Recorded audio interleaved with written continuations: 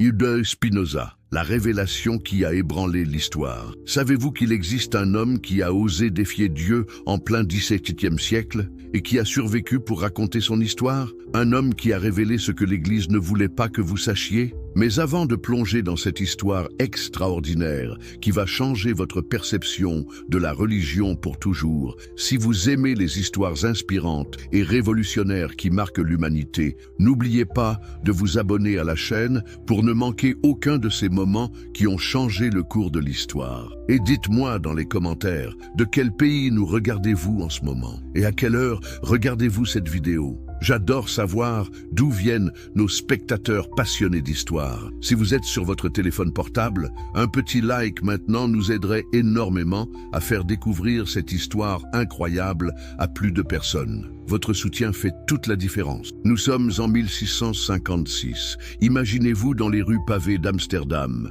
une ville qui se croit tolérante, progressiste, ouverte au monde. Pourtant, ce jour-là, une sentence retentit dans la synagogue portugaise qui va glacer le sang de tous ceux qui l'entendent. Un jeune homme de 23 ans vient d'être excommunié avec une violence inouïe. Mais qui était cet homme? Et pourquoi ses idées étaient-elles si dangereuses qu'elles ont terrorisé les autorités religieuses de son époque? Cet homme, c'était Baruch Spinoza, et ce qu'il a découvert sur la véritable nature de la succession apostolique va vous stupéfier. L'homme qui a défié l'impossible. Connaissez-vous la sensation de tout perdre pour défendre vos convictions? Baruch Spinoza l'a vécu à 23 ans, dans une Amsterdam qui se targuait d'être la ville la plus tolérante d'Europe. Mais tolérance pour qui? Tolérance pour quoi? Certainement pas pour un jeune homme qui osait questionner les fondements mêmes de l'autorité religieuse. Le 27 juillet 1156, dans la synagogue Talmud Torah d'Amsterdam, résonne une malédiction d'une violence inouïe. Écoutez ces mots terrifiants prononcés contre Spinoza.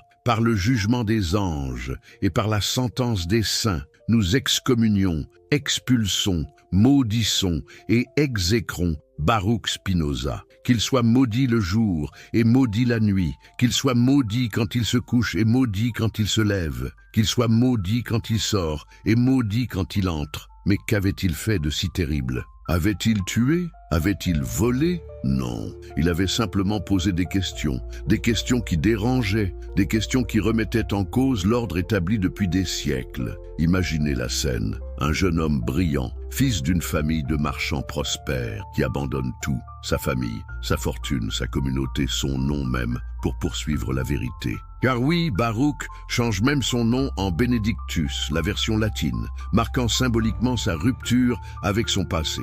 N'est-ce pas là l'acte de courage le plus pur qui soit? Mais revenons en arrière. Qui était vraiment ce Baruch Spinoza avant sa métamorphose? Né en 1632 dans une famille de juifs séfarades qui avaient fui l'Inquisition espagnole, il grandit dans un milieu où la mémoire de la persécution était encore vive. Ses parents, Michael Espinoza et Anna Deborah Senior, avaient trouvé refuge à Amsterdam, cette ville qui promettait la liberté de conscience. Quelle ironie du sort, n'est-ce pas? Le jeune Baruch excelle dans ses études rabbiniques. Il maîtrise l'hébreu, le portugais, l'espagnol et bientôt le latin qui lui ouvrira les portes de la philosophie européenne. Mais c'est justement cette soif de connaissance qui va causer sa perte ou sa libération selon le point de vue que l'on adopte. Car voyez-vous, Spinoza ne se contente pas d'étudier les textes sacrés avec dévotion. Il les analyse avec sa raison. Il les questionne avec son intelligence. Il les confronte avec la logique. Et c'est là que tout bascule. Comment les autorités religieuses pourraient-elles tolérer qu'un jeune homme ose appliquer les outils de la philosophie aux textes qu'elles déclarent intouchables? Vers 1654, les rumeurs commencent à circuler. On dit que le jeune Spinoza doute de l'immortalité de l'âme. On chuchote qu'il remet en question l'authenticité de certains passages de la Torah. On s'indigne qu'il ose suggérer que les prophètes étaient peut-être des hommes comme les autres, dotés simplement d'une imagination particulièrement vive, scandaleux, impensable, dangereux. Mais n'est-ce pas exactement ce genre de questionnement qui fait avancer l'humanité? N'est-ce pas cette curiosité intellectuelle qui a permis tous les progrès de la connaissance? Pourquoi les autorités religieuses avaient-elles si peur de ces questions? La réponse est simple, parce qu'elle touchait au cœur même de leur pouvoir. Si les textes sacrés pouvaient être analysés comme n'importe quel autre document historique, si les prophètes étaient des hommes ordinaires, si les miracles avaient des explications naturelles, alors sur quoi se fondait l'autorité des rabbins? Sur quoi reposait l'obéissance des fidèles? Sur quoi s'appuyait tout l'édifice religieux? Les dirigeants de la communauté juive d'Amsterdam tentent d'abord la persuasion. Ils offrent même une rente annuelle de 1000 florins à Spinoza s'il accepte de se taire et de paraître occasionnellement à la synagogue. Une fortune pour l'époque. Mais comment acheter la conscience d'un homme qui a goûté à la liberté de penser? Comment corrompre celui qui a découvert que la vérité vaut plus que l'or? Spinoza refuse. Non seulement il refuse, mais il continue ses recherches, approfondit ses questionnements, développe sa pensée révolutionnaire. Il fréquente des cercles de libres penseurs,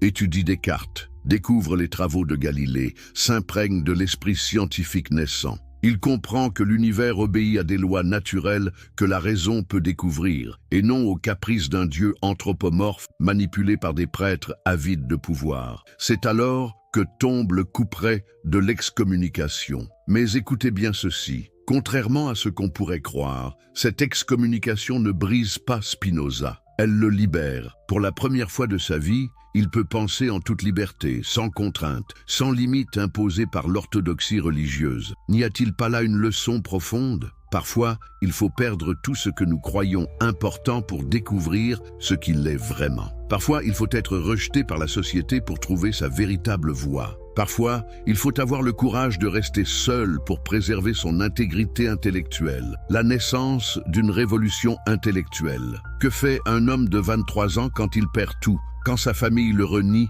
quand sa communauté le maudit, quand son avenir semble brisé? Il peut sombrer dans le désespoir ou il peut changer le monde. Spinoza choisit la seconde option. Dès 1657, un an après son excommunication, nous le retrouvons installé près de Leiden, dans un petit village où il apprend le métier de polisseur de lentilles. Certains y voient une déchéance, de fille de marchand prospère à artisan modeste. Mais n'est-ce pas plutôt symbolique? Celui qui polit les lentilles n'est-il pas celui qui améliore notre vision? Celui qui nous permet de voir plus clairement, de distinguer ce qui était flou? C'est exactement ce que fait Spinoza. Il polit notre compréhension du monde, il clarifie notre vision de la réalité, il nous aide à distinguer la vérité de l'illusion. Et pendant qu'il travaille de ses mains pour gagner sa vie, son esprit façonne une révolution intellectuelle qui ébranlera l'Europe entière. Mais comment un homme seul, isolé, vivant modestement de son artisanat,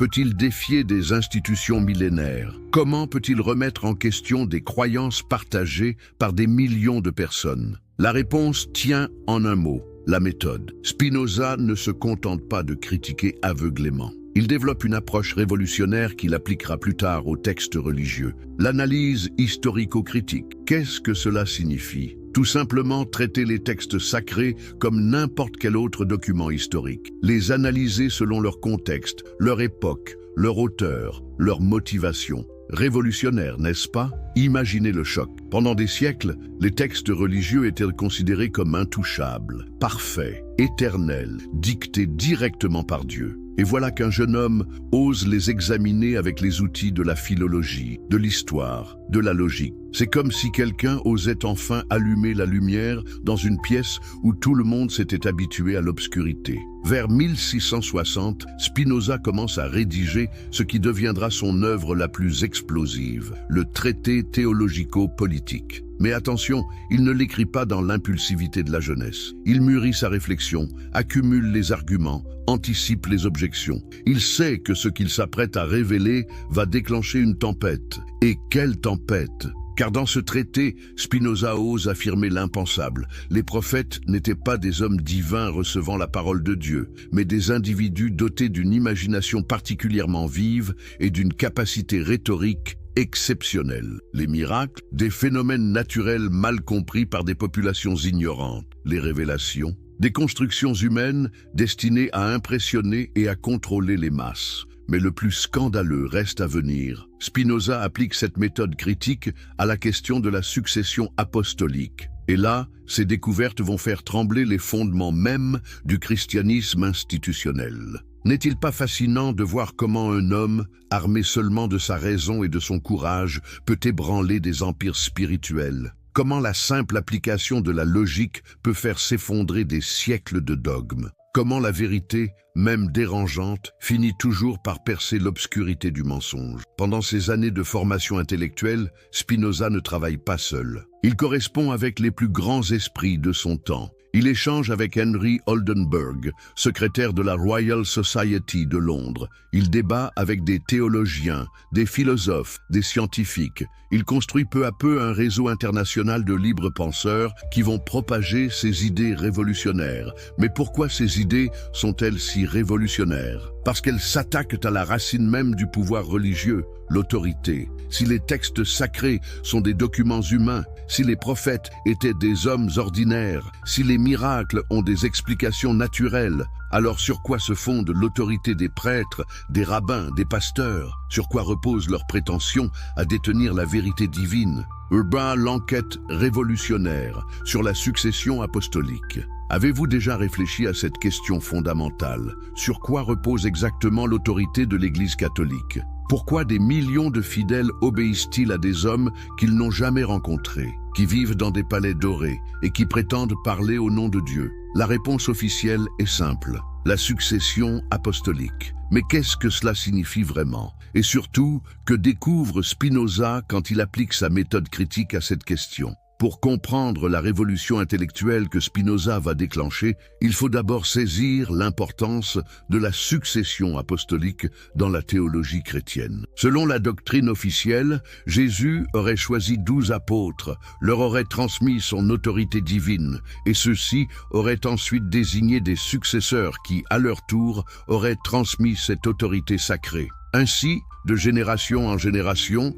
de siècle en siècle, une chaîne ininterrompue relierait chaque prêtre, chaque évêque, chaque pape aux apôtres eux-mêmes, et donc au Christ. Belle histoire, n'est-ce pas? Mais est-elle vraie? C'est exactement la question que se pose Spinoza quand il entreprend son analyse critique des sources chrétiennes primitives. Et ce qu'il découvre va le stupéfier et terrifier les autorités religieuses. D'abord, Spinoza examine les documents les plus anciens, les évangiles et les actes des apôtres. Première surprise. Ces textes ne décrivent pas une transmission ordonnée de l'autorité religieuse. Au contraire, ils montrent une église primitive chaotique, divisée, où les conflits d'autorité sont permanents. Paul s'oppose à Pierre, Jacques rivalise avec Paul, les communautés chrétiennes se disputent sur des questions fondamentales. Où est la belle organisation hiérarchique décrite par la tradition? Plus troublant encore, les évangiles eux-mêmes ne sont pas des témoignages directs.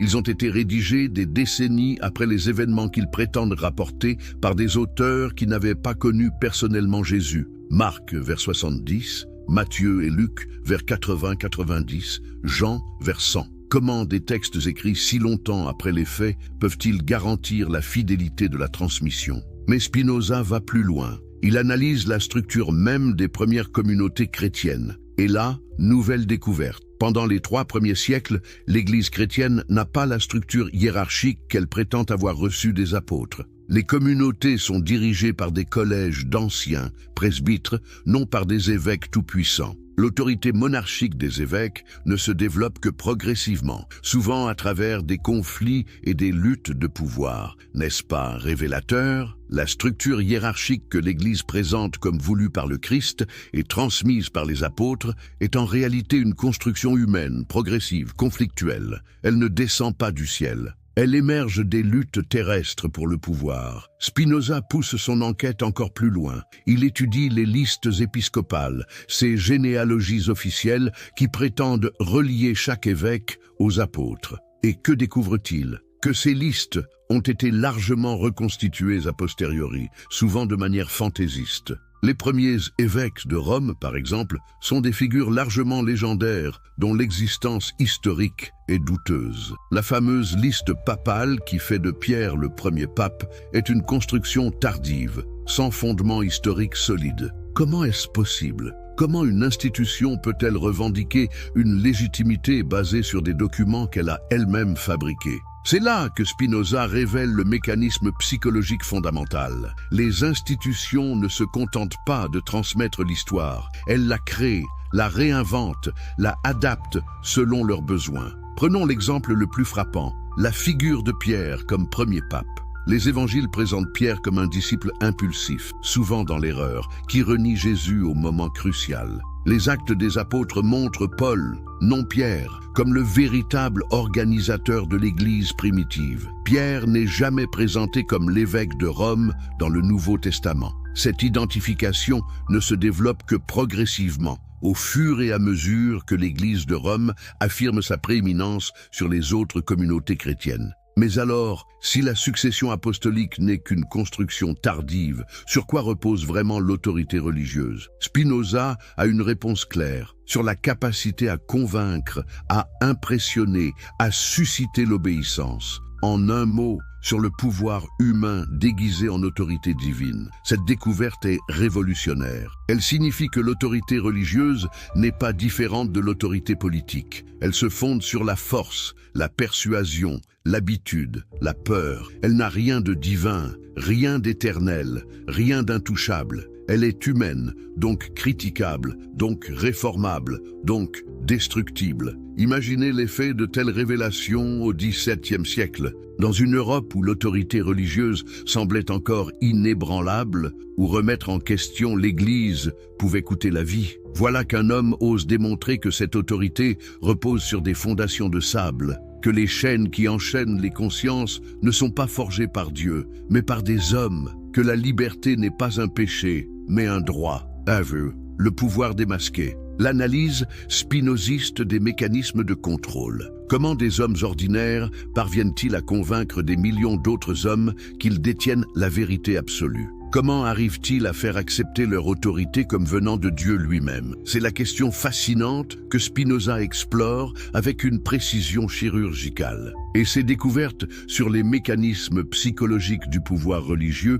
vont révolutionner notre compréhension de la nature humaine. Spinoza part d'une observation simple mais profonde. L'homme est un être de passion avant d'être un être de raison. Nous sommes mus par nos désirs, nos peurs, nos espoirs bien plus que par notre intelligence. Et c'est précisément sur ces passions que jouent ceux qui veulent exercer le pouvoir. N'est-ce pas exactement ce que font les autorités religieuses? Analysons d'abord le mécanisme de la peur. Comment l'Église a-t-elle réussi pendant des siècles à maintenir des populations entières dans l'obéissance en agitant constamment le spectre de la damnation éternelle, péché, enfer, châtiment divin, autant d'épouvantails psychologiques qui paralysent la réflexion et poussent à la soumission. Car qui oserait défier une autorité quand le prix de la désobéissance serait une souffrance éternelle? Mais Spinoza va plus loin. Il montre que cette peur n'est pas naturelle. Elle est construite, cultivée,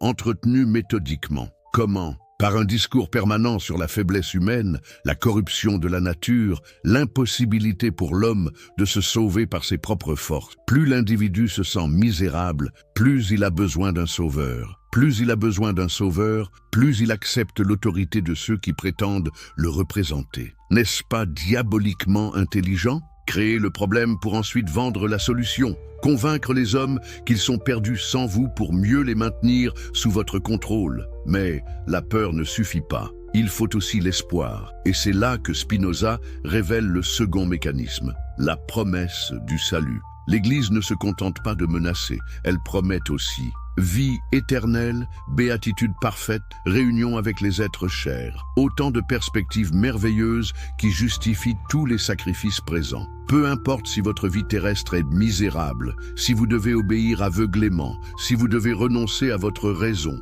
une récompense infinie vous attend dans l'au-delà. Comment résister à une telle promesse? Comment ne pas accepter l'autorité de ceux qui prétendent détenir les clés du paradis? C'est là tout le génie de la manipulation religieuse. Elle joue simultanément sur nos peurs les plus profondes et nos espoirs les plus chers. Mais Spinoza découvre un troisième mécanisme, plus subtil encore, la fabrication du mystère. Pourquoi les autorités religieuses entourent-elles leur doctrine de tant de complexité, de tant d'obscurité? Pourquoi utilise-t-elle des langues mortes, des rituels incompréhensibles, des symboles hermétiques? Parce que le mystère impressionne. Ce qu'on ne comprend pas semble divin, ce qui est simple et clair peut être contesté, ce qui est obscur et complexe impose le respect. N'avez-vous jamais remarqué comme les charlatans de tous les temps utilisent le même procédé? Plus leur discours est incompréhensible, plus ils semblent savants. Plus leurs pratiques sont mystérieuses, plus elles paraissent puissantes. L'obscurité devient le masque de l'ignorance. Spinoza révèle aussi le mécanisme de l'autorité par tradition. Pourquoi acceptons-nous si facilement des croyances que nous n'avons jamais vérifiées? Parce qu'elles nous viennent de nos pères, qui les tenaient de leurs pères, qui les tenaient de leurs pères. Cette transmission millénaire semble garantir leur véracité. Mais qui a vérifié la première génération? Qui a contrôlé la fidélité de la transmission? Personne. La tradition n'est souvent que la perpétuation d'erreurs anciennes. Plus révélateur encore, Spinoza montre comment les institutions religieuses utilisent la culpabilité comme outil de contrôle. Elles créent des interdits arbitraires, puis culpabilisent ceux qui les transgressent. Elles définissent comme péchés des comportements naturels, puis proposent leur absolution moyennant soumission. Elle transforme la sexualité en source de honte, la curiosité intellectuelle en orgueil condamnable, l'autonomie en révolte satanique. N'est-ce pas exactement ce qui s'est passé avec Spinoza lui-même? On l'a excommunié non pas pour des actes répréhensibles, mais pour des questions intellectuelles. On a transformé sa soif de vérité en crime contre Dieu. On a fait de sa liberté de penser une faute impardonnable. Mais le plus fascinant dans l'analyse spinoziste, c'est la révélation du mécanisme d'auto-perpétuation des institutions religieuses. Comment ces organisations survivent-elles au siècle, traversent-elles les révolutions, résistent-elles aux critiques en créant leur propre défense immunitaire? D'abord, elles se déclarent infaillibles. Toute critique devient ainsi automatiquement une erreur. Ensuite, elles diabolisent leurs opposants. Qui conteste l'Église conteste Dieu. Qui remet en question la tradition s'inspire de Satan. Enfin, elles promettent des châtiments terribles à leurs adversaires. Excommunication, damnation, malédictions éternelles. Génial, n'est-ce pas? Un système parfaitement verrouillé, où la critique est impossible par définition, où la résistance est assimilée au mal absolu, où la soumission devient la seule voie du salut. Pourtant, Spinoza ne désespère pas, car il découvre aussi que ces mécanismes de contrôle ont une faiblesse. Ils reposent sur l'ignorance. Ils ne fonctionnent que tant que les hommes ne comprennent pas leur fonctionnement. Dès que la lumière de la raison éclaire ces machinations, elles perdent leur pouvoir. Dès que l'homme comprend qu'il est manipulé, il peut se libérer de sa manipulation. C'est exactement ce que fait Spinoza avec son traité théologico-politique. Il ne se contente pas de critiquer les institutions religieuses, il révèle leur méthode. Il ne se borne pas à contester leur autorité. Il explique comment cette autorité se fabrique. Il ne dénonce pas seulement leurs mensonges, il enseigne à ses lecteurs comment les reconnaître et s'en protéger. N'est-ce pas là le plus beau cadeau qu'un homme puisse faire à l'humanité? Non pas de nouvelles chaînes dorées, mais les outils pour briser celles qui nous entravent. Non pas une nouvelle autorité à vénérer, mais les moyens de penser par nous-mêmes. Non pas une nouvelle vérité révélée, mais la méthode pour découvrir la vérité par notre propre raison. Spinoza, la révélation qui a ébranlé l'histoire. Savez-vous qu'il existe un homme qui a osé défier Dieu en plein XVIIe siècle et qui a survécu pour raconter son histoire? Un homme qui a révélé ce que l'Église ne voulait pas que vous sachiez. Mais avant de plonger dans cette histoire extraordinaire qui va changer votre perception de la religion pour toujours, si vous aimez les histoires inspirantes et révolutionnaires qui marquent l'humanité, n'oubliez pas de vous abonner à la chaîne pour ne manquer aucun de ces moments qui ont changé le cours de l'histoire. Et dites-moi dans les commentaires, de quel pays nous regardez-vous en ce moment? Et à quelle heure regardez-vous cette vidéo? J'adore savoir d'où viennent nos spectateurs passionnés d'histoire. Si vous êtes sur votre téléphone portable, un petit like maintenant nous aiderait énormément à faire découvrir cette histoire incroyable à plus de personnes. Votre soutien fait toute la différence. Nous sommes en 1656. Imaginez-vous dans les rues pavées d'Amsterdam, une ville qui se croit tolérante, progressiste, ouverte au monde. Pourtant, ce jour-là, Une sentence retentit dans la synagogue portugaise qui va glacer le sang de tous ceux qui l'entendent. Un jeune homme de 23 ans vient d'être excommunié avec une violence inouïe. Mais qui était cet homme ? Et pourquoi ses idées étaient-elles si dangereuses qu'elles ont terrorisé les autorités religieuses de son époque? Cet homme, c'était Baruch Spinoza, et ce qu'il a découvert sur la véritable nature de la succession apostolique va vous stupéfier. L'homme qui a défié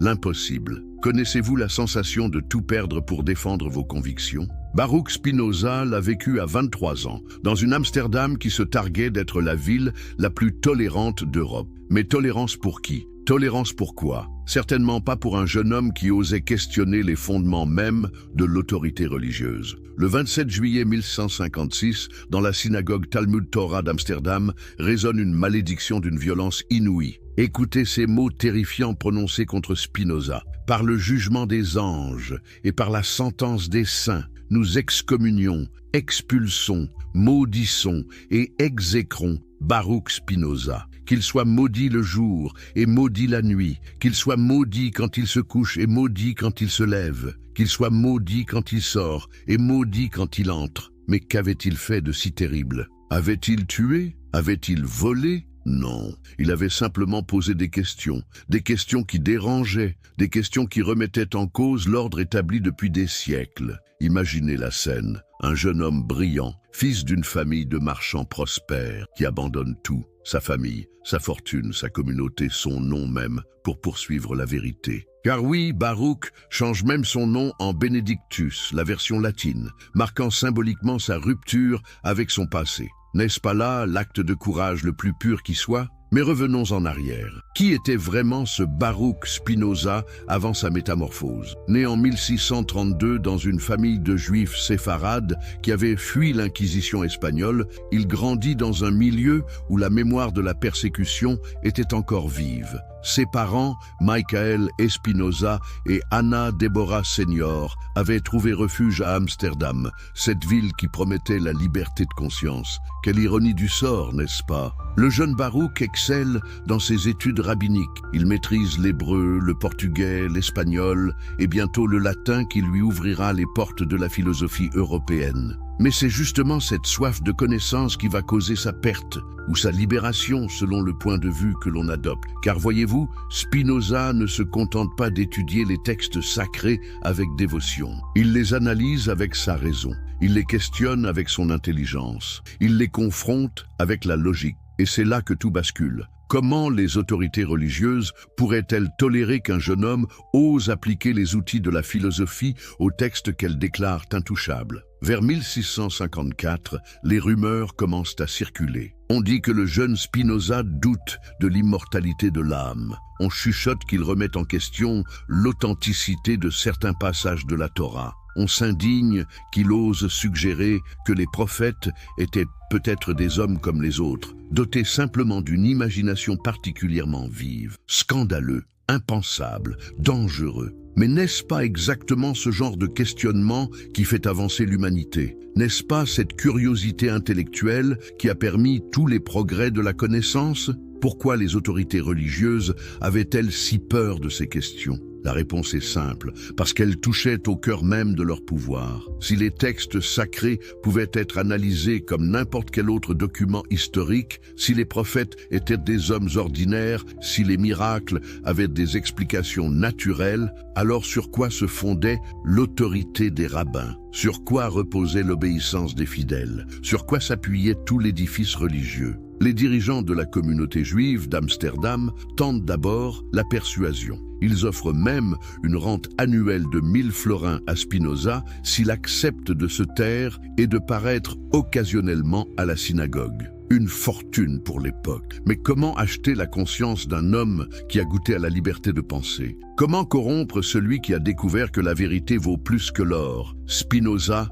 refuse. Non seulement il refuse, mais il continue ses recherches, approfondit ses questionnements, développe sa pensée révolutionnaire. Il fréquente des cercles de libres penseurs, étudie Descartes, découvre les travaux de Galilée, s'imprègne de l'esprit scientifique naissant. Il comprend que l'univers obéit à des lois naturelles que la raison peut découvrir, et non aux caprices d'un Dieu anthropomorphe manipulé par des prêtres avides de pouvoir. C'est alors que tombe le couperet de l'excommunication. Mais écoutez bien ceci. Contrairement à ce qu'on pourrait croire, cette excommunication ne brise pas Spinoza. Elle le libère. Pour la première fois de sa vie, il peut penser en toute liberté, sans contrainte, sans limite imposée par l'orthodoxie religieuse. N'y a-t-il pas là une leçon profonde ? Parfois, il faut perdre tout ce que nous croyons important pour découvrir ce qu'il est vraiment. Parfois, il faut être rejeté par la société pour trouver sa véritable voie. Parfois, il faut avoir le courage de rester seul pour préserver son intégrité intellectuelle. La naissance d'une révolution intellectuelle. Que fait un homme de 23 ans quand il perd tout ? Quand sa famille le renie, quand sa communauté le maudit, quand son avenir semble brisé, il peut sombrer dans le désespoir ou il peut changer le monde. Spinoza choisit la seconde option. Dès 1657, un an après son excommunication, nous le retrouvons installé près de Leiden, dans un petit village où il apprend le métier de polisseur de lentilles. Certains y voient une déchéance, de fille de marchand prospère à artisan modeste. Mais n'est-ce pas plutôt symbolique? Celui qui polit les lentilles n'est-il pas celui qui améliore notre vision? Celui qui nous permet de voir plus clairement, de distinguer ce qui était flou? C'est exactement ce que fait Spinoza. Il polit notre compréhension du monde, il clarifie notre vision de la réalité, il nous aide à distinguer la vérité de l'illusion. Et pendant qu'il travaille de ses mains pour gagner sa vie, son esprit façonne une révolution intellectuelle qui ébranlera l'Europe entière. Mais comment un homme seul, isolé, vivant modestement de son artisanat, peut-il défier des institutions millénaires? Comment peut-il remettre en question des croyances partagées par des millions de personnes? La réponse tient en un mot, la méthode. Spinoza ne se contente pas de critiquer aveuglément. Il développe une approche révolutionnaire qu'il appliquera plus tard aux textes religieux. L'analyse historico-critique. Qu'est-ce que cela signifie? Tout simplement traiter les textes sacrés comme n'importe quel autre document historique. Les analyser selon leur contexte, leur époque, leur auteur, leur motivation. Révolutionnaire, n'est-ce pas? Imaginez le choc. Pendant des siècles, les textes religieux étaient considérés comme intouchables, parfaits, éternels, dictés directement par Dieu. Et voilà qu'un jeune homme ose les examiner avec les outils de la philologie, de l'histoire, de la logique. C'est comme si quelqu'un osait enfin allumer la lumière dans une pièce où tout le monde s'était habitué à l'obscurité. Vers 1660, Spinoza commence à rédiger ce qui deviendra son œuvre la plus explosive, le traité théologico-politique. Mais attention, il ne l'écrit pas dans l'impulsivité de la jeunesse. Il mûrit sa réflexion, accumule les arguments, anticipe les objections. Il sait que ce qu'il s'apprête à révéler va déclencher une tempête. Et quelle tempête! Car dans ce traité, Spinoza ose affirmer l'impensable. Les prophètes n'étaient pas des hommes divins recevant la parole de Dieu, mais des individus dotés d'une imagination particulièrement vive et d'une capacité rhétorique exceptionnelle. Les miracles, des phénomènes naturels mal compris par des populations ignorantes. Les révélations, des constructions humaines destinées à impressionner et à contrôler les masses. Mais le plus scandaleux reste à venir. Spinoza applique cette méthode critique à la question de la succession apostolique. Et là, ces découvertes vont faire trembler les fondements mêmes du christianisme institutionnel. N'est-il pas fascinant de voir comment un homme, armé seulement de sa raison et de son courage, peut ébranler des empires spirituels? Comment la simple application de la logique peut faire s'effondrer des siècles de dogmes? Comment la vérité, même dérangeante, finit toujours par percer l'obscurité du mensonge. Pendant ces années de formation intellectuelle, Spinoza ne travaille pas seul. Il correspond avec les plus grands esprits de son temps. Il échange avec Henry Oldenburg, secrétaire de la Royal Society de Londres. Il débat avec des théologiens, des philosophes, des scientifiques. Il construit peu à peu un réseau international de libres penseurs qui vont propager ses idées révolutionnaires. Mais pourquoi ces idées sont-elles si révolutionnaires? Parce qu'elles s'attaquent à la racine même du pouvoir religieux, l'autorité. Si les textes sacrés sont des documents humains, si les prophètes étaient des hommes ordinaires, si les miracles ont des explications naturelles, alors sur quoi se fonde l'autorité des prêtres, des rabbins, des pasteurs? Sur quoi repose leur prétention à détenir la vérité divine? Urbain l'enquête révolutionnaire sur la succession apostolique.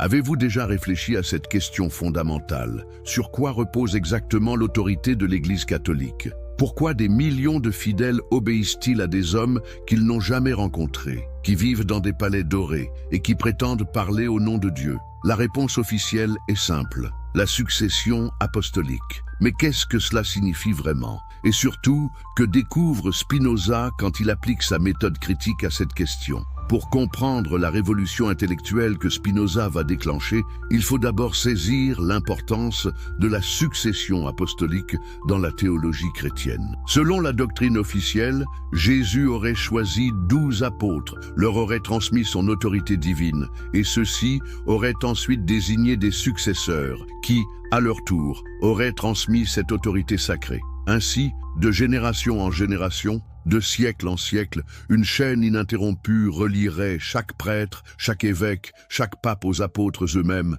et donc au Christ. Belle histoire, n'est-ce pas? Mais est-elle vraie? C'est exactement la question que se pose Spinoza quand il entreprend son analyse critique des sources chrétiennes primitives. Et ce qu'il découvre va le stupéfier et terrifier les autorités religieuses. D'abord, Spinoza examine les documents les plus anciens, les évangiles et les actes des apôtres. Première surprise. Et ces textes ne décrivent pas une transmission ordonnée de l'autorité religieuse. Au contraire, ils montrent une église primitive chaotique, divisée, où les conflits d'autorité sont permanents. Paul s'oppose à Pierre, Jacques rivalise avec Paul, les communautés chrétiennes se disputent sur des questions fondamentales. Où est la belle organisation hiérarchique décrite par la tradition? Plus troublant encore, les évangiles eux-mêmes ne sont pas des témoignages directs. Ils ont été rédigés des décennies après les événements qu'ils prétendent rapporter par des auteurs qui n'avaient pas connu personnellement Jésus.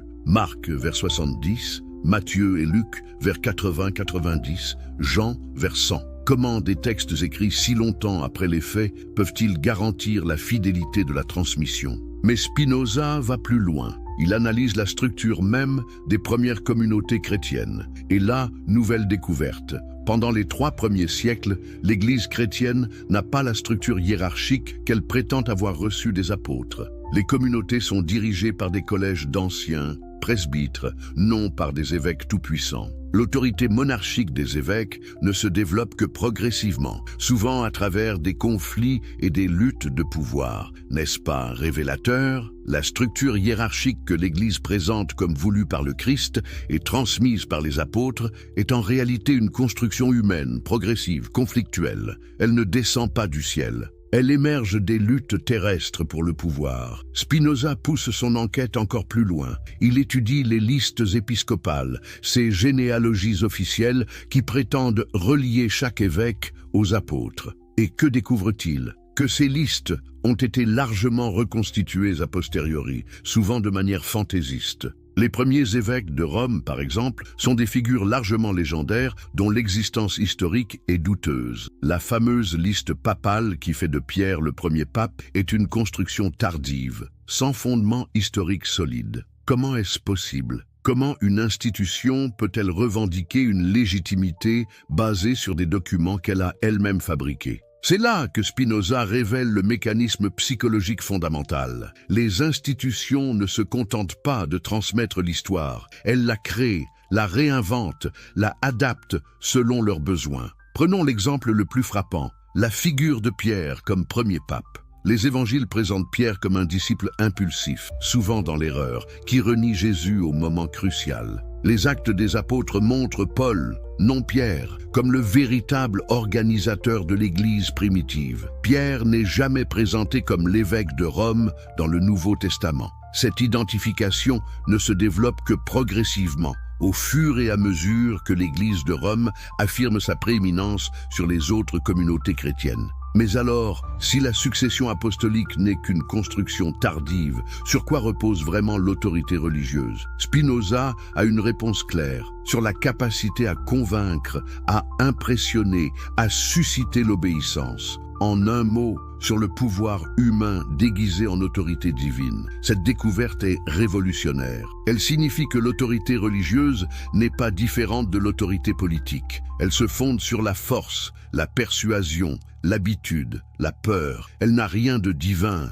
rien d'éternel, rien d'intouchable. Elle est humaine, donc critiquable, donc réformable, donc destructible. Imaginez l'effet de telles révélations au XVIIe siècle, dans une Europe où l'autorité religieuse semblait encore inébranlable, où remettre en question l'Église pouvait coûter la vie. Voilà qu'un homme ose démontrer que cette autorité repose sur des fondations de sable, que les chaînes qui enchaînent les consciences ne sont pas forgées par Dieu, mais par des hommes, que la liberté n'est pas un péché, mais un droit. Aveu, le pouvoir démasqué. L'analyse spinoziste des mécanismes de contrôle. Comment des hommes ordinaires parviennent-ils à convaincre des millions d'autres hommes qu'ils détiennent la vérité absolue? Comment arrivent-ils à faire accepter leur autorité comme venant de Dieu lui-même? C'est la question fascinante que Spinoza explore avec une précision chirurgicale. Et ces découvertes sur les mécanismes psychologiques du pouvoir religieux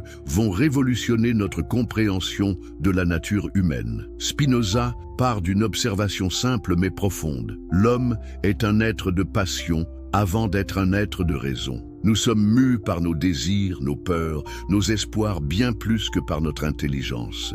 Et c'est précisément sur ces passions que jouent ceux qui veulent exercer le pouvoir. N'est-ce pas exactement ce que font les autorités religieuses? Analysons d'abord le mécanisme de la peur. Comment l'Église a-t-elle réussi pendant des siècles à maintenir des populations entières dans l'obéissance en agitant constamment le spectre de la damnation éternelle, péché, enfer, châtiment divin, autant d'épouvantails psychologiques qui paralysent la réflexion et poussent à la soumission. Car qui oserait défier une autorité quand le prix de la désobéissance serait une souffrance éternelle? Mais Spinoza va plus loin. Il montre que cette peur n'est pas naturelle. Elle est construite, cultivée, entretenue méthodiquement. Comment? Par un discours permanent sur la faiblesse humaine, la corruption de la nature, l'impossibilité pour l'homme de se sauver par ses propres forces. Plus l'individu se sent misérable, plus il a besoin d'un sauveur. Plus il a besoin d'un sauveur, plus il accepte l'autorité de ceux qui prétendent le représenter. N'est-ce pas diaboliquement intelligent? Créer le problème pour ensuite vendre la solution. Convaincre les hommes qu'ils sont perdus sans vous pour mieux les maintenir sous votre contrôle. Mais la peur ne suffit pas. Il faut aussi l'espoir. Et c'est là que Spinoza révèle le second mécanisme, la promesse du salut. L'Église ne se contente pas de menacer, elle promet aussi vie éternelle, béatitude parfaite, réunion avec les êtres chers. Autant de perspectives merveilleuses qui justifient tous les sacrifices présents. Peu importe si votre vie terrestre est misérable, si vous devez obéir aveuglément, si vous devez renoncer à votre raison, une récompense infinie vous attend dans l'au-delà. Comment résister à une telle promesse? Comment ne pas accepter l'autorité de ceux qui prétendent détenir les clés du paradis? C'est là tout le génie de la manipulation religieuse. Elle joue simultanément sur nos peurs les plus profondes et nos espoirs les plus chers. Mais Spinoza découvre un troisième mécanisme, plus subtil encore, la fabrication du mystère. Pourquoi les autorités religieuses entourent-elles leur doctrine de tant de complexité, de tant d'obscurité? Pourquoi utilisent-elles des langues mortes, des rituels incompréhensibles, des symboles hermétiques? Parce que le mystère impressionne. Ce qu'on ne comprend pas semble divin, ce qui est simple et clair peut être contesté. Ce qui est obscur et complexe impose le respect. N'avez-vous jamais remarqué comme les charlatans de tous les temps utilisent le même procédé? Plus leur discours est incompréhensible, plus ils semblent savants. Plus leurs pratiques sont mystérieuses, plus elles paraissent puissantes. L'obscurité devient le masque de l'ignorance. Spinoza révèle aussi le mécanisme de l'autorité par tradition. Pourquoi acceptons-nous si facilement des croyances que nous n'avons jamais vérifiées? Parce qu'elles nous viennent de nos pères, qui les tenaient de leurs pères, qui les tenaient de leurs pères. Cette transmission millénaire semble garantir leur véracité. Mais qui a vérifié la première génération? Qui a contrôlé la fidélité de la transmission? Personne. La tradition n'est souvent que la perpétuation d'erreurs anciennes. Plus révélateur encore, Spinoza montre comment les institutions religieuses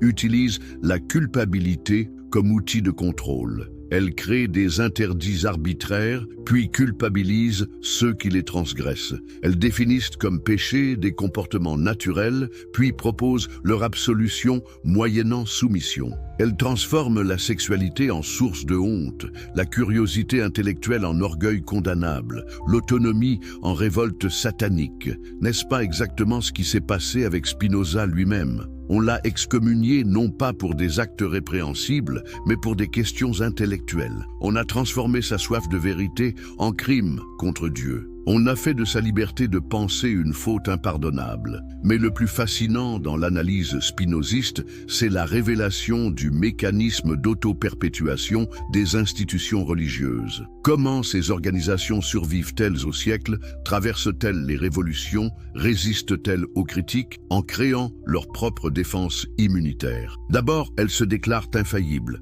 Toute critique devient ainsi automatiquement une erreur. Ensuite, elles diabolisent leurs opposants. Qui conteste l'Église conteste Dieu. Qui remet en question la tradition s'inspire de Satan. Enfin, elles promettent des châtiments terribles à leurs adversaires. Excommunication, damnation, malédictions éternelles. Génial, n'est-ce pas? Un système parfaitement verrouillé, où la critique est impossible par définition, où la résistance est assimilée au mal absolu, où la soumission devient la seule voie du salut. Pourtant, Spinoza ne désespère pas, car il découvre aussi que ces mécanismes de contrôle ont une faiblesse. Ils reposent sur l'ignorance. Ils ne fonctionnent que tant que les hommes ne comprennent pas leur fonctionnement. Dès que la lumière de la raison éclaire ces machinations, elles perdent leur pouvoir. Dès que l'homme comprend qu'il est manipulé, il peut se libérer de sa manipulation. C'est exactement ce que fait Spinoza avec son traité théologico-politique.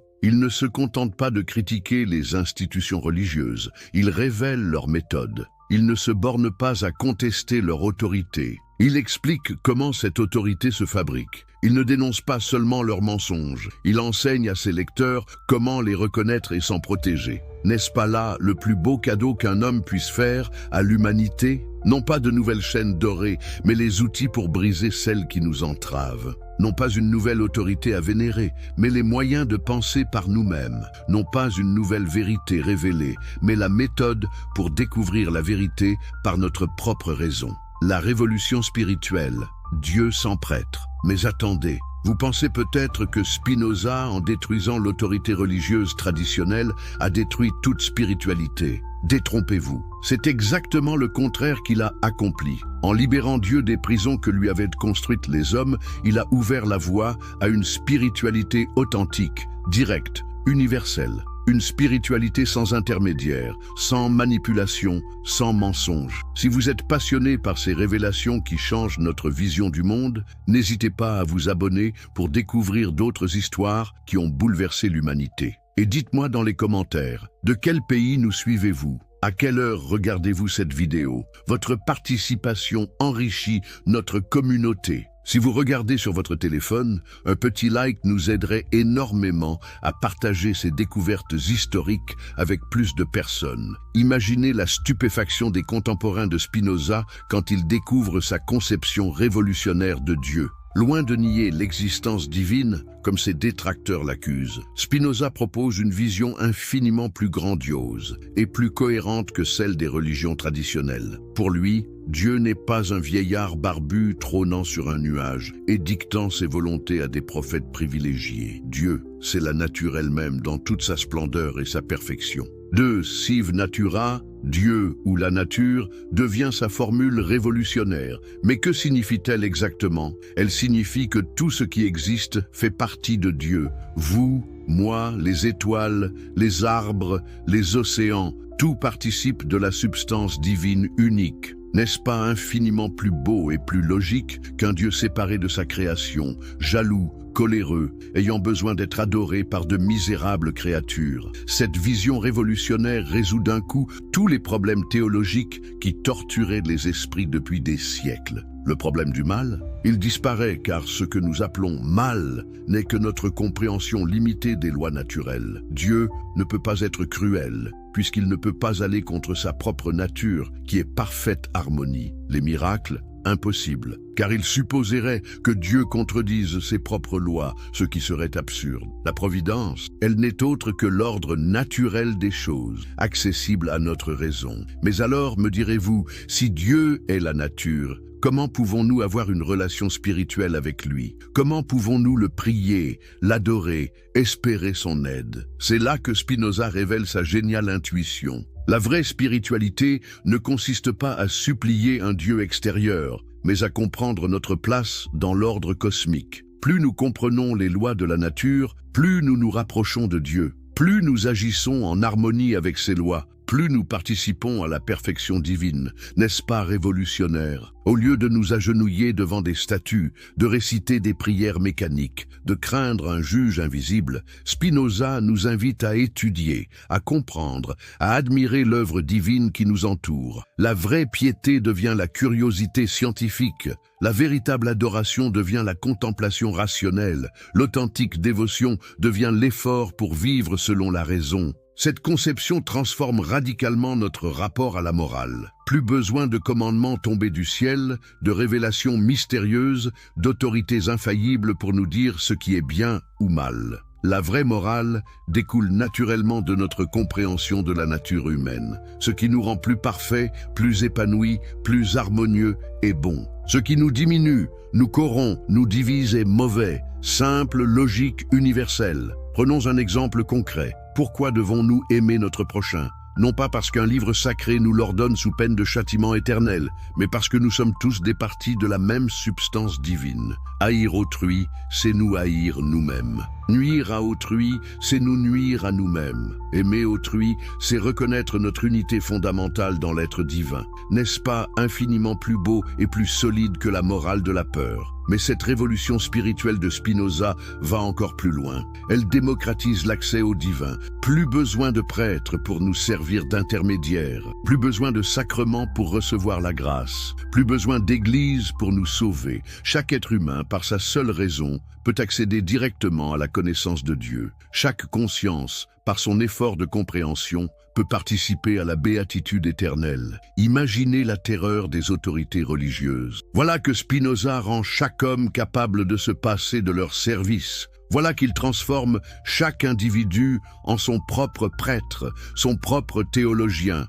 son propre guide spirituel. Comment maintenir le contrôle des foules quand chacun peut accéder par lui-même à la vérité divine? C'est exactement pour cette raison que le traité théologico-politique de Spinoza, publié anonymement en 1670, provoque un tollé général. Les autorités protestantes et catholiques s'unissent dans la condamnation. Les universités interdisent son enseignement. Les États bannissent sa diffusion. Mais peut-on arrêter une idée dont le temps est venu? Peut-on empêcher la vérité de se répandre quand elle répond aux aspirations profondes de l'humanité? Car voyez-vous, ce que propose Spinoza correspond exactement aux besoins de son époque. Nous sommes au XVIIe siècle, le siècle de la révolution scientifique. Galilée a révélé l'immensité de l'univers. Newton découvre les lois de la gravitation universelle. Harvey explique la circulation du sang. Partout, la raison triomphe de l'ignorance, la science détrône la superstition,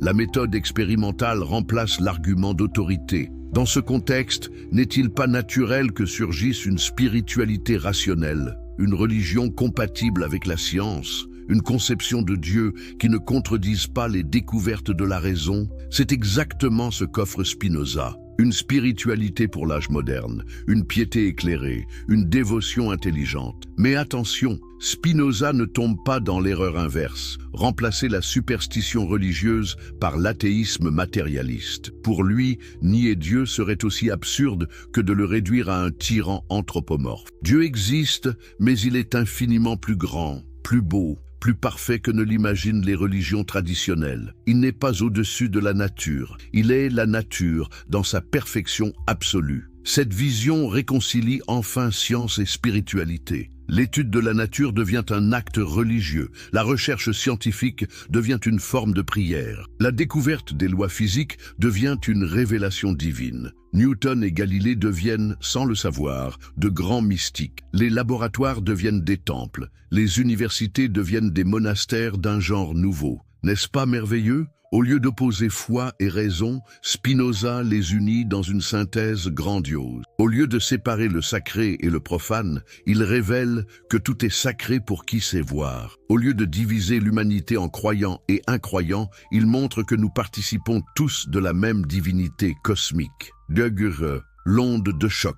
Quand une idée change le monde, que se passe-t-il quand une idée révolutionnaire rencontre son époque ? Quand une vérité longtemps cachée éclate au grand jour. Quand un homme seul défie des siècles de conformisme. L'histoire de l'influence de Spinoza sur les Lumières et la modernité nous offre un exemple fascinant de la façon dont les idées transforment le monde. Tout commence dans la clandestinité. Rappelez-vous, le traité théologico-politique de Spinoza, publié anonymement en 1670, est immédiatement interdit dans la plupart des pays européens. Mais peut-on arrêter une idée puissante ? Les œuvres de Spinoza circulent sous le manteau, se recopient dans le secret, se transmettent de main en main. Une véritable résistance intellectuelle s'organise. Et qui sont les premiers résistants? Les esprits les plus brillants de l'époque. Dès 1680, Pierre Bayle, le grand critique français, défend courageusement Spinoza dans ses écrits. Malgré les risques, malgré les menaces, malgré les persécutions, il ose affirmer qu'on peut être spinoziste et honnête homme. N'est-ce pas exactement ainsi que progressent les idées révolutionnaires? Par la courageuse adhésion de quelques esprits d'élite qui osent braver l'opinion dominante, mais c'est au XVIIIe siècle que l'influence de Spinoza explose vraiment. Imaginez Voltaire découvrant les œuvres du philosophe hollandais. L'auteur de Candide y trouve exactement ce qu'il cherchait, une critique impitoyable du fanatisme religieux, une méthode pour analyser les textes sacrés, des arguments pour défendre la tolérance. Voltaire ne devient pas spinoziste orthodoxe, mais il s'inspire largement de ces méthodes pour mener son combat contre l'infâme. Et Diderot, le directeur de l'encyclopédie, puise abondamment dans Spinoza pour développer sa propre philosophie matérialiste. Certes, il va plus loin que le maître hollandais en niant explicitement l'existence de Dieu, mais il lui emprunte sa méthode critique, sa conception naturaliste de l'homme, son refus des superstitions. Plus surprenant encore, Rousseau, le champion du sentiment contre la raison, subit lui aussi l'influence spinozienne. Dans son Émile, quand il développe sa religion naturelle, ne retrouve-t-on pas l'écho de la spiritualité rationnelle de Spinoza? Cette idée qu'on peut accéder à Dieu par la contemplation de la nature, sans révélation particulière, sans église organisée. Mais c'est peut-être chez les encyclopédistes que l'influence de Spinoza est la plus manifeste. D'Holbach, d'Alembert, Condorcet, tous ont lu, médité, assimilé les leçons du philosophe excommunié. Son approche historico-critique des textes religieux devient la méthode standard de l'érudition des Lumières. Son naturalisme inspire les premières théories scientifiques de l'homme et de la société. Sa défense de la liberté de penser devient le credo de tous les progressistes. N'est-il pas fascinant de voir comment une idée née dans la solitude d'un polisseur de lentilles hollandais irrigue toute la pensée européenne? Comment les intuitions d'un excommunié de 23 ans transforment la culture de tout un continent? Comment la révolution intellectuelle d'un homme devient la révolution tout court? Car c'est bien cela qui se passe. Les idées de Spinoza préparent directement la Révolution française. Quand les révolutionnaires proclament que nul ne doit être inquiété pour ses opinions, même religieuses, ils appliquent les principes du traité théologico-politique. Quand ils séparent l'Église de l'État, ils réalisent le programme spinozien. Quand ils affirment que la souveraineté appartient au peuple, ils s'inspirent de sa théorie politique. Mais l'influence de Spinoza ne s'arrête pas à la France révolutionnaire. Elle traverse les siècles et les frontières. En Allemagne, elle inspire les romantiques comme Novalis, les idéalistes comme Schelling, les critiques comme Lessing. Goethe lui-même reconnaît sa dette envers celui qu'il appelle le plus conséquent des philosophes. Plus surprenant, cette influence atteint même l'Amérique naissante. Thomas Jefferson possède les œuvres complètes de Spinoza dans sa bibliothèque. Quand il rédige la Déclaration d'indépendance avec ses références au droit naturel et à la poursuite du bonheur, ne retrouve-t-on pas l'écho de l'éthique spinozienne ? Quand la Constitution américaine établit la séparation des églises et de l'État, ne réalise-t-elle pas le programme du traité théologico-politique ? Cette influence traverse aussi les disciplines. L'exégèse biblique moderne naît directement des travaux de Spinoza. Quand les savants du XIXe siècle analysent les textes sacrés avec les méthodes de la philologie historique, ils ne font qu'appliquer les principes qu'il a établis. Quand ils découvrent les sources multiples de la Torah, les différentes couches rédactionnelles des évangiles, les influences réciproques des religions, ils prolongent son travail pionnier. La sociologie des religions, elle aussi, doit énormément à Spinoza. Quand Durkheim étudie les formes élémentaires de la vie religieuse, quand Weber analyse l'influence de l'éthique protestante sur le capitalisme, ils utilisent des concepts et des méthodes qui remontent aux philosophes hollandais. Cette idée que la religion est un fait social, qu'elle s'explique par des causes naturelles, qu'elle évolue selon les circonstances historiques, c'est pur spinozisme. Même la psychanalyse porte sa marque. Quand Freud explique les illusions religieuses par des mécanismes psychologiques inconscients, ne retrouve-t-on pas l'inspiration spinozienne ? Cette idée que nos croyances sont déterminées par nos affects, que nos superstitions reflètent nos peurs et nos désirs, c'est exactement ce qu'enseignait Spinoza 3 siècles plus tôt. Et aujourd'hui, l'influence de Spinoza est-elle épuisée? Bien au contraire. Dans notre monde sécularisé, sa vision d'une spiritualité sans dogme, d'une éthique sans commandement divin, d'une sagesse basée sur la compréhension rationnelle de la nature, n'est-elle pas plus actuelle que jamais? Regardez les débats contemporains sur la bioéthique. Ne retrouve-t-on pas l'approche spinozienne dans cette volonté de fonder la morale sur la nature humaine plutôt que sur des révélations particulières ? Observez les mouvements écologistes, leur vénération de la nature, leur sentiment de l'unité cosmique, leur refus d'opposer l'homme au reste de la création. Tout cela n'est-il pas profondément spinozien ? Contemplez même le développement des sciences contemporaines, cette recherche des lois universelles, cette conviction que la raison peut percer les secrets de l'univers, cette vision d'un cosmos ordonné et intelligible, ne prolonge-t-elle pas l'intuition fondamentale de celui qui identifiait Dieu à la nature ? Le testament d'un révolutionnaire. Et maintenant, arrivons au moment le plus émouvant de notre histoire, les dernières années de Spinoza. Comment vit un homme qui a changé le cours de la pensée humaine? Comment meurt un révolutionnaire qui a libéré l'esprit de ses chaînes millénaires? L'agonie du grand philosophe nous révèle peut-être le secret de toute sa pensée. Nous sommes en 1677. Spinoza a 44 ans, mais sa santé décline rapidement. Les poussières de verre qu'il inhale depuis 20 ans en polissant ses lentilles ont ravagé ses poumons. La tuberculose le mine. Il sait qu'il va mourir. Que fait un homme qui a consacré sa vie à la vérité quand il sent sa fin approcher? Il met la dernière main à son chef-d'œuvre, l'Éthique. Quelle ironie! Celui que ses contemporains accusent d'athéisme termine sa vie en écrivant un traité sur l'amour de Dieu, car c'est bien de cela qu'il s'agit dans l'Éthique, de l'amour le plus pur, le plus désintéressé, le plus parfait qui soit. L'amour intellectuel de Dieu, cet amour qui naît de la connaissance et qui nous fait participer à l'éternité divine. N'est-ce pas bouleversant? Cet homme qu'on présente comme un destructeur de la religion révèle, à l'heure de sa mort, qu'il était en réalité le plus religieux des hommes. Mais sa religion n'a besoin ni de temple, ni de prêtre, ni de sacrement. Elle se suffit de la pure contemplation de la vérité éternelle. Le 21 février 1677, Spinoza s'éteint paisiblement dans sa petite maison de La Haye, entouré de quelques amis fidèles. Pas de dernier sacrement, pas de confession, pas de repentir, juste la sérénité de celui qui a vécu selon sa propre philosophie et qui rejoint, en mourant,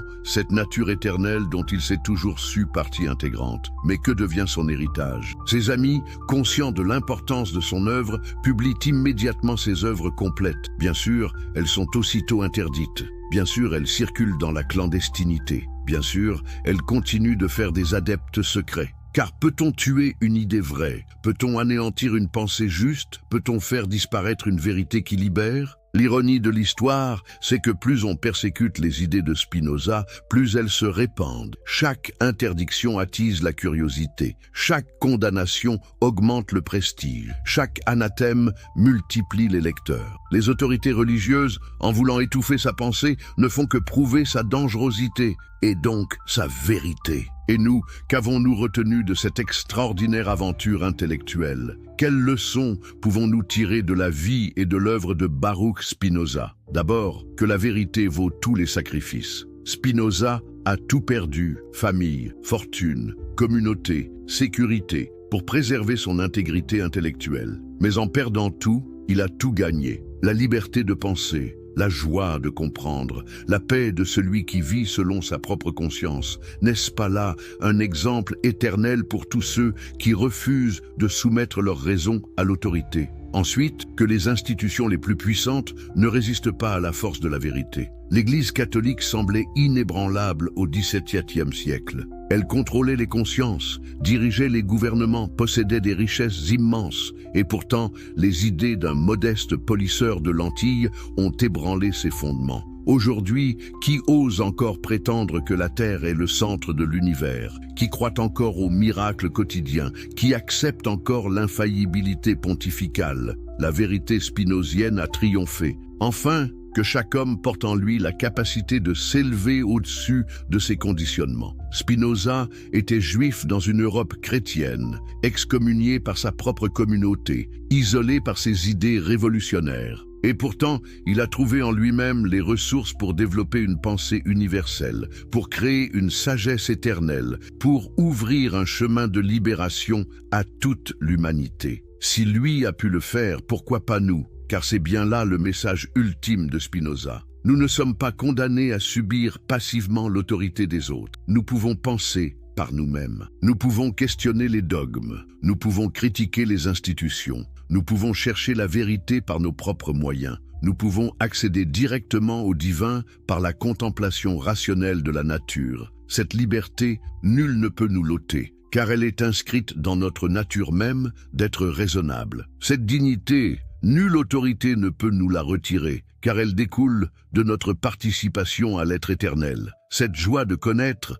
aucune Église ne peut nous l'interdire, car elle est le privilège inaliénable de toute conscience humaine. Voilà pourquoi Spinoza reste éternellement actuel. Voilà pourquoi son message résonne encore aujourd'hui. Voilà pourquoi son combat pour la liberté de penser demeure le nôtre. Dans un monde où les dogmatismes renaissent, où les fanatismes se radicalisent, où les obscurantismes se modernisent, la leçon spinozienne garde toute sa pertinence. Osons penser, osons questionner, osons être libres. L'homme qui a révélé que la succession apostolique était une invention humaine nous a légué bien plus qu'une critique des institutions religieuses. Il nous a offert les clés de notre émancipation intellectuelle et spirituelle. À nous de nous en servir, à nous de prolonger son œuvre, à nous de transmettre à notre tour ce flambeau de la liberté qu'il a allumé dans l'obscurité de son époque. Car c'est bien cela, l'héritage véritable de Spinoza. Non pas une doctrine figée,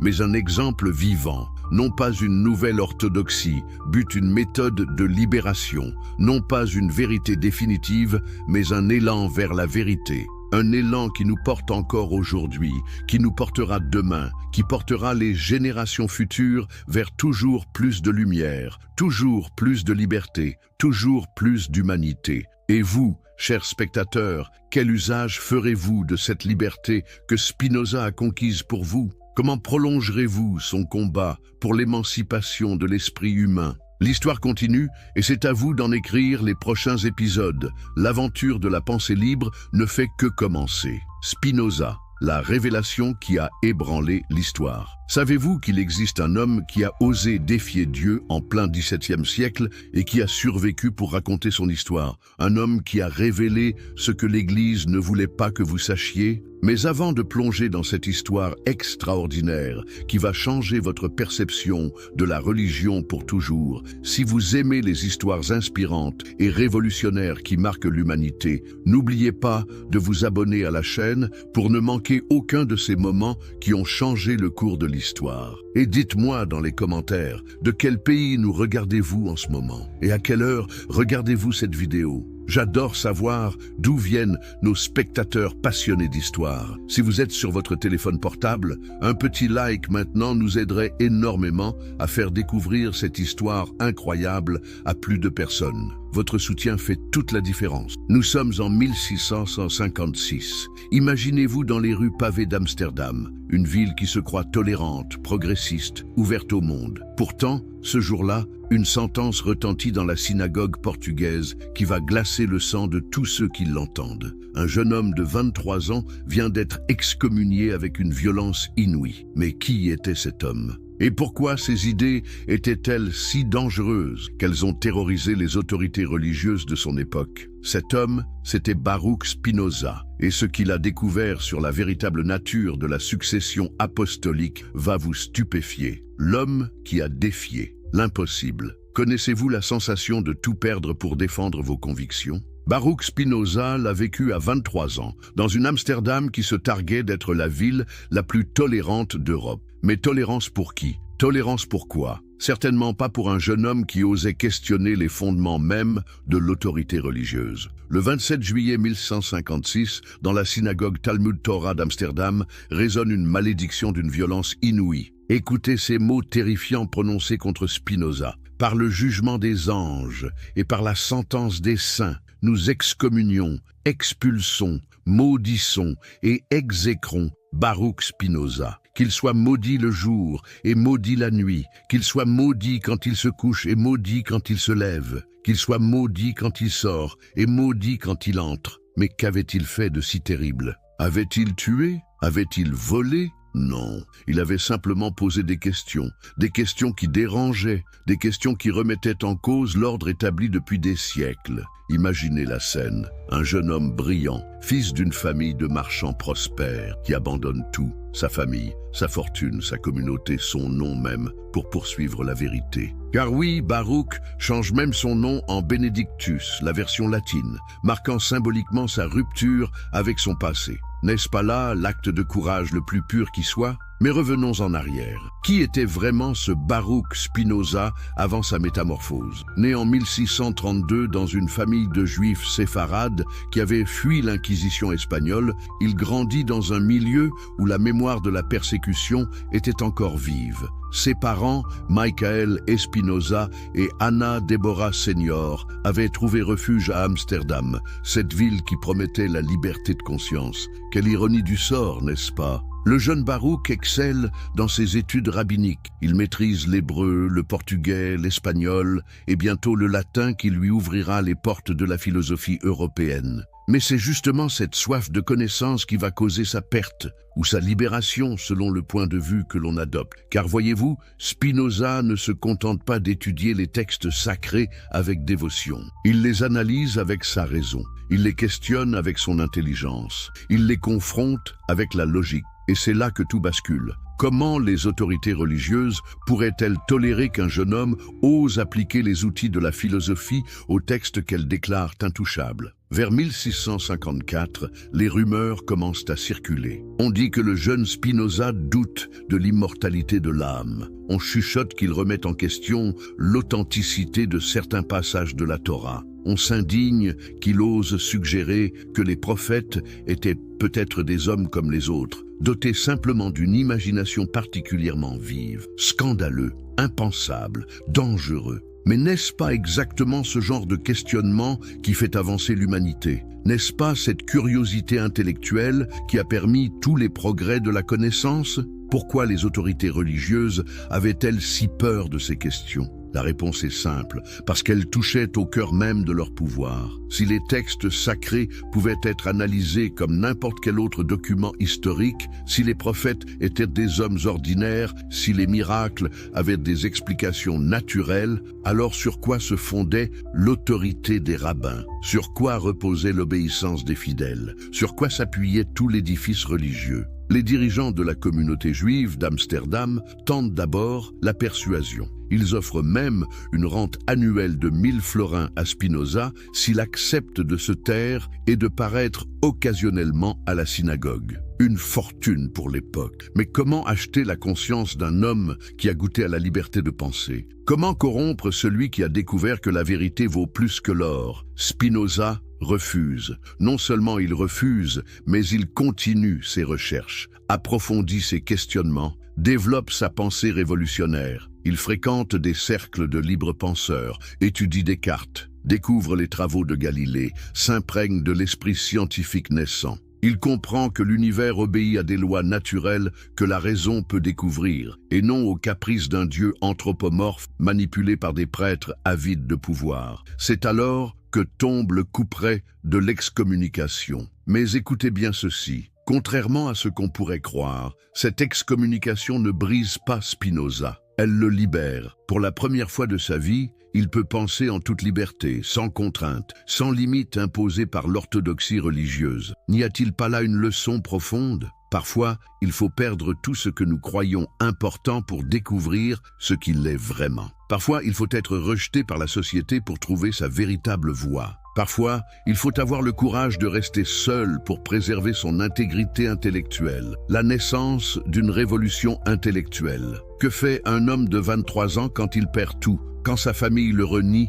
quand sa communauté le maudit, quand son avenir semble brisé? Il peut sombrer dans le désespoir ou il peut changer le monde. Spinoza choisit la seconde option. Dès 1657, un an après son excommunication, nous le retrouvons installé près de Leiden, dans un petit village où il apprend le métier de polisseur de lentilles. Certains y voient une déchéance, de fille de marchand prospère à artisan modeste. Mais n'est-ce pas plutôt symbolique? Celui qui polit les lentilles n'est-il pas celui qui améliore notre vision? Celui qui nous permet de voir plus clairement, de distinguer ce qui était flou? C'est exactement ce que fait Spinoza. Il polit notre compréhension du monde, il clarifie notre vision de la réalité, il nous aide à distinguer la vérité de l'illusion. Et pendant qu'il travaille de ses mains pour gagner sa vie, son esprit façonne une révolution intellectuelle qui ébranlera l'Europe entière. Mais comment un homme seul, isolé, vivant modestement de son artisanat,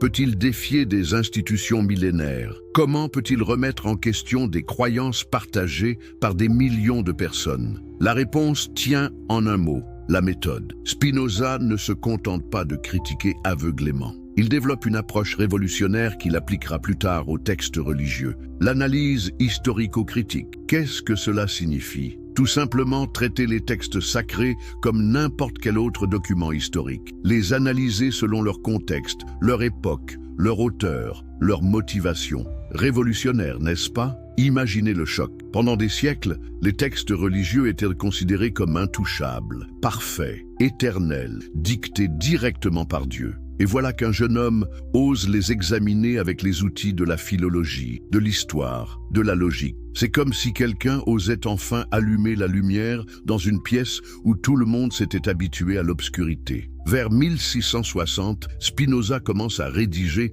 ce qui deviendra son œuvre la plus explosive, le traité théologico-politique. Mais attention, il ne l'écrit pas dans l'impulsivité de la jeunesse. Il mûrit sa réflexion, accumule les arguments, anticipe les objections. Il sait que ce qu'il s'apprête à révéler va déclencher une tempête. Et quelle tempête! Car dans ce traité, Spinoza ose affirmer l'impensable. Les prophètes n'étaient pas des hommes divins recevant la parole de Dieu, mais des individus dotés d'une imagination particulièrement vive et d'une capacité rhétorique exceptionnelle. Les miracles, des phénomènes naturels mal compris par des populations ignorantes. Les révélations, des constructions humaines destinées à impressionner et à contrôler les masses. Mais le plus scandaleux reste à venir. Spinoza applique cette méthode critique à la question de la succession apostolique. Et là, ces découvertes vont faire trembler les fondements mêmes du christianisme institutionnel. N'est-il pas fascinant de voir comment un homme,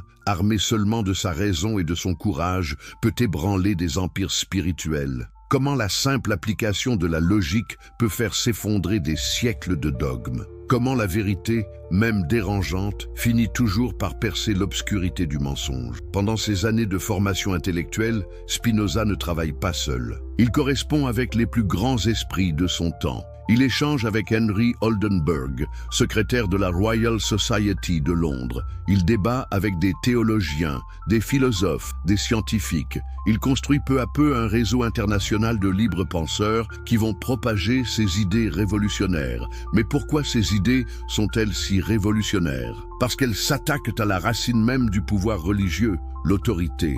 Si les textes sacrés sont des documents humains, si les prophètes étaient des hommes ordinaires, si les miracles ont des explications naturelles, alors sur quoi se fonde l'autorité des prêtres, des rabbins, des pasteurs? Sur quoi repose leur prétention à détenir la vérité divine? Urbain l'enquête révolutionnaire sur la succession apostolique. Avez-vous déjà réfléchi à cette question fondamentale? Sur quoi repose exactement l'autorité de l'Église catholique? Pourquoi des millions de fidèles obéissent-ils à des hommes qu'ils n'ont jamais rencontrés, qui vivent dans des palais dorés et qui prétendent parler au nom de Dieu? La réponse officielle est simple: la succession apostolique. Mais qu'est-ce que cela signifie vraiment? Et surtout, que découvre Spinoza quand il applique sa méthode critique à cette question? Pour comprendre la révolution intellectuelle que Spinoza va déclencher, il faut d'abord saisir l'importance de la succession apostolique dans la théologie chrétienne. Selon la doctrine officielle, Jésus aurait choisi 12 apôtres, leur aurait transmis son autorité divine, et ceux-ci auraient ensuite désigné des successeurs qui, à leur tour, auraient transmis cette autorité sacrée. Ainsi, de génération en génération, de siècle en siècle, une chaîne ininterrompue relierait chaque prêtre, chaque évêque, chaque pape aux apôtres eux-mêmes,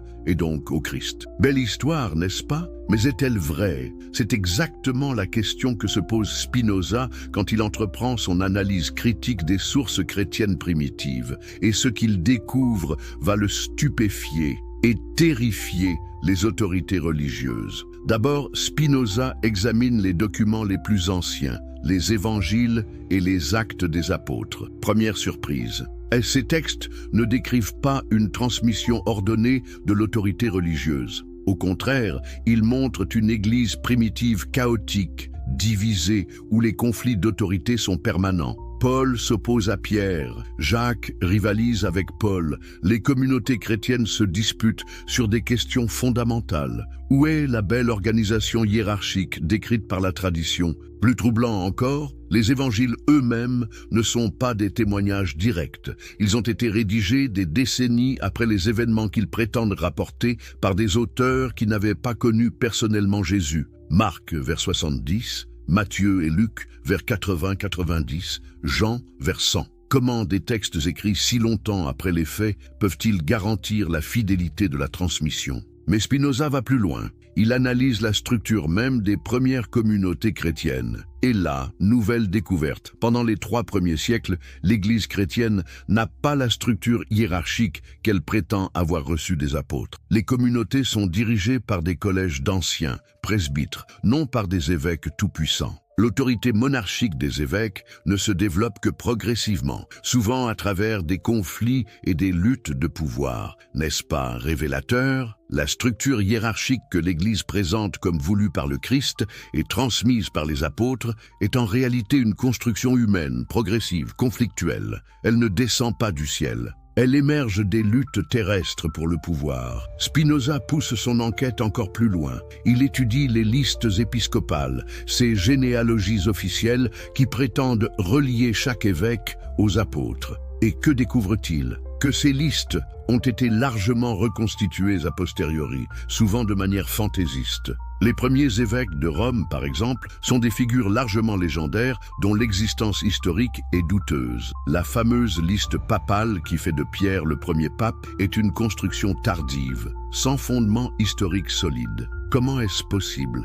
Comment une institution peut-elle revendiquer une légitimité basée sur des documents qu'elle a elle-même fabriqués? C'est là que Spinoza révèle le mécanisme psychologique fondamental. Les institutions ne se contentent pas de transmettre l'histoire, elles la créent, la réinventent, la adaptent selon leurs besoins. Prenons l'exemple le plus frappant, la figure de Pierre comme premier pape. Les évangiles présentent Pierre comme un disciple impulsif, souvent dans l'erreur, qui renie Jésus au moment crucial. Les actes des apôtres montrent Paul, non Pierre, comme le véritable organisateur de l'Église primitive. Pierre n'est jamais présenté comme l'évêque de Rome dans le Nouveau Testament. Cette identification ne se développe que progressivement, au fur et à mesure que l'Église de Rome affirme sa prééminence sur les autres communautés chrétiennes. Mais alors, si la succession apostolique n'est qu'une construction tardive, sur quoi repose vraiment l'autorité religieuse? Spinoza